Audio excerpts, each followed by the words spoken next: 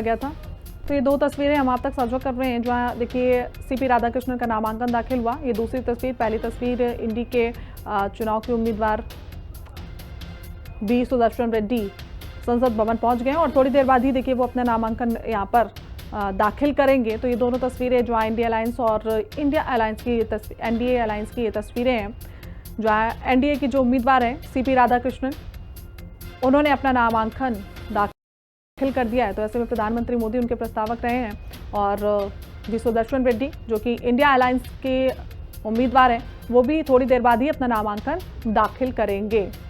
तो India alliance के 18 सांसदों की ओर से सुदर्शन रेड्डी उनके प्रस्तावक रहे और ये दोनों तस्वीरें हम आप तक साझा कर रहे हैं, जहाँ भी सुदर्शन रेड्डी देखिए संसद भवन में उनकी मौजूदगी है और बस थोड़ी देर बाद ही वो नामांकन दाखिल करेंगे। और वहीं एनडीए गठबंधन से सीपी राधाकृष्णन का नामांकन दाखिल हो चुका है प्रधानमंत्री मोदी की उपस्थिति में, क्योंकि वो उनके प्रस्तावक रहे हैं। तो ये लाइव तस्वीरें हम आपको दिखा रहे हैं। देखिए लाइव तस्वीरें आ रही हैं जहाँ भी सुदर्शन रेड्डी का नामांकन दाखिल होगा। सोनिया गांधी, राहुल गांधी समेत कई बड़े दिग्गज नेता इंडिया अलायंस के वहाँ पर मौजूद हैं और ये तस्वीरें हैं जहाँ देखिए बी सुदर्शन रेड्डी नामांकन दाखिल करने के लिए पहुँच रहे हैं। तो अब इंडिया अलायंस की ओर से बी सुदर्शन रेड्डी का नाम सामने आया था और ऐसे में आप जो आखिरी दिन है नामांकन की प्रक्रिया पर, और इसी बीच लाइव तस्वीरें भी हम आप तक साझा कर रहे हैं, जहाँ देखिए राहुल गांधी, सोनिया गांधी, प्रियंका गांधी खड़गे मौजूद हैं उनके साथ, और भी कई नेता हैं जो भी सुदर्शन रेड्डी के साथ पहुंचे हैं उनका नामांकन दाखिल कराने के लिए। इंडिया अलायंस की ओर से उनका नामांकन दाखिल होगा। तो कम से कम 18 सांसद ऐसे रहे जिनके प्रस्तावक बने, बी सुदर्शन रेड्डी के वो प्रस्तावक रहे इंडिया अलायंस की ओर से। Supreme court B Sudarshan Reddy का को उम्मीदवार घोषित किया गया और ये लाइव तस्वीरें दिखा रहे हैं जहां देखिए बी सुदर्शन रेड्डी संसद भवन में पहुंच चुके हैं और आगे की प्रक्रिया के लिए वो आगे बढ़ते हुए नजर आ रहे हैं। तो उनके साथ देखिए राहुल गांधी की मौजूदगी है, सोनिया गांधी भी उनके साथ मौजूद हैं।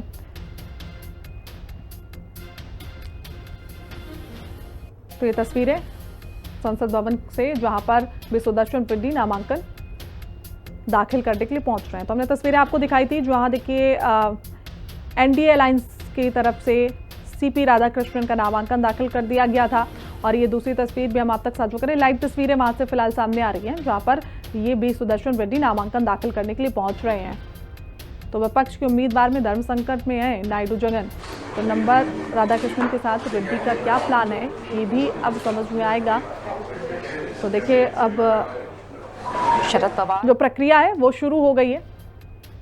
तो आखिर उपराष्ट्रपति कौन बनेगा, इसका इलेक्शन होगा, उससे पहले जो नामांकन की प्रक्रिया होती है।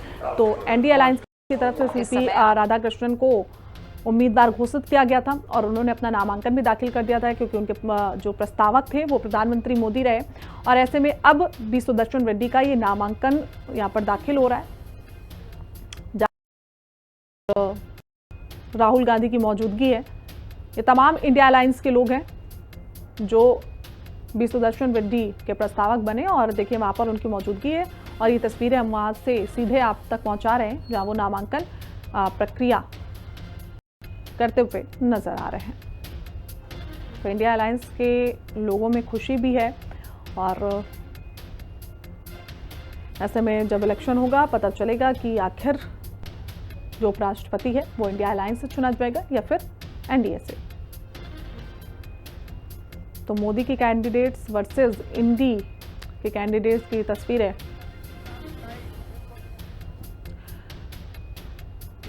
तो ज्यादा जानकारी के साथ हमारे सहयोगी नवीन निशांत हमारे साथ जुड़े हुए हैं। नवीन, तस्वीरें हमारे सामने हैं टेलीविजन स्क्रीन पर कि बी सुदर्शन रेड्डी अपना नामांकन दाखिल कर रहे हैं। थोड़ी देर पहले हमने तस्वीरें देखी कि एनडीए की ओर से सीपी राधाकृष्णन अपना नामांकन दाखिल कर चुके हैं। ऐसे पे देखना होगा कि आखिर उपराष्ट्रपति कौन बनेगा, क्योंकि दोनों ने ही अपना नामांकन दाखिल कर दिया है। बिल्कुल, देखिए चाहे वो एनडीए हो चाहे वो इंडिया अलायंस हो, दोनों जो धड़ हैं उन्होंने अपने उम्मीदवारों के नामांकन दाखिल कर दिए हैं। सीपी राधाकृष्णन एनडीए की तरफ से उम्मीदवार है उपराष्ट्रपति पद के और बी रेड्डी जो हैं बी सुदर्शन रेड्डी, वो इंडिया ब्लॉक की तरफ से जो उम्मीदवार हैं वो आज अपना नामांकन दाखिल कर रहे हैं।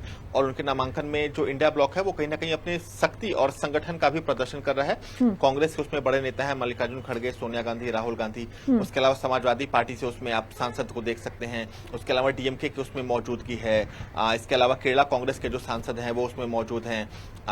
जो बीआरएस है उसके प्रतिनिधि उसमें मौजूद हैं। तो सभी जो शक्ति है, जो इंडिया ब्लॉक जो संगठन अपना दिखाना चाह रहा है, वो कहीं ना कहीं उस कार्यक्रम में मौजूद है। नामांकन जो है वो दाखिल किया जा रहा है इंडिया ब्लॉक की तरफ से। और इसके बाद आज जो मॉनसून सेशन है वो खत्म होगा और फिर 9 सितंबर को जो उपराष्ट्रपति पद के लिए जो वोटिंग की प्रक्रिया है वो देखने को मिलेगी। और इस बीच में जो दोनों कैंडिडेट्स हैं, चाहे वो एनडीए के हों चाहे वो इंडिया ब्लॉक के हो, वो सभी सांसदों से बात करेंगे, अपने पक्ष में वोट की भी अपील करेंगे, क्योंकि वोटिंग होना तय है।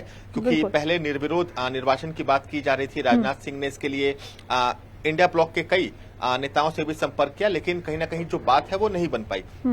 इसके बाद इंडिया ब्लॉक ने भी अपने कैंडिडेट को उतार दिया है। संख्या बल की बात करें तो संख्या कहीं ना कहीं एनडीए के फेवर में है। और इसे लेकर कई कांग्रेसी सांसदों से भी जब बातचीत हो रही थी तो उनका संख्या एनडीए की तरफ ज्यादा है, तो फिर राजनाथ सिंह ने विपक्षी सांसदों को अप्रोच क्यों किया?